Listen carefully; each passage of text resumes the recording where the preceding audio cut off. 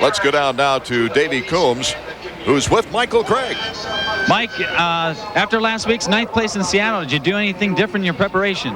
No, not really. This last week was it was horrible. The track was good, but I never really got comfortable on the track. In the main event, I went down on the 4th lap and never could get going. But I still was looking for being consistent, 3rd in the points, and I won here in San Diego my heat race. I'd love to go out there and give Jeremy a run if I don't win. You know, I just want to be with him somewhere.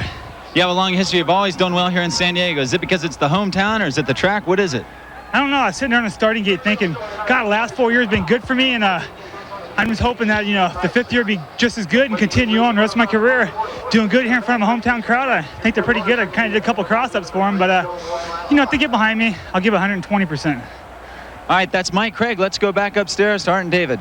Thank you, Davey. And going to the semis out of that first qualifying heat is Brown, Button, Swink, Lusk, and Jeff Matasevich. Chicken.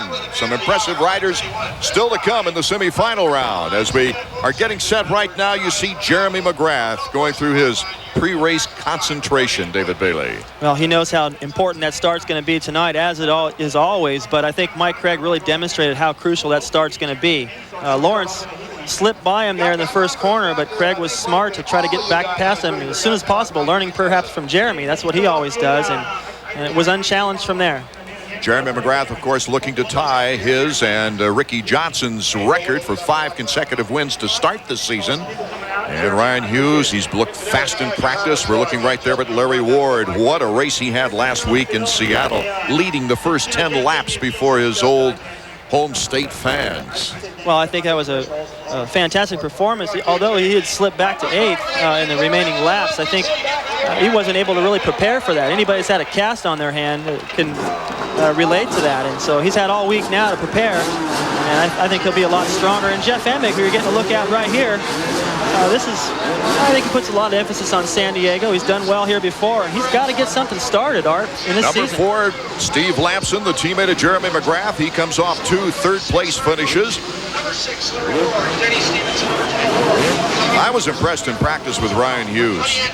He sure looked good, and you know, over before the first triple, he had a trick line where he'd come out of the corner and jump over the plateau and the next jump. Okay, the 30-second board is up, and when it goes sideways, they have from 5 to 10 seconds to anticipate that gate dropping. Of course, the riders don't know exactly when it's going to drop. Some try to anticipate it like Lamson did a few weeks ago.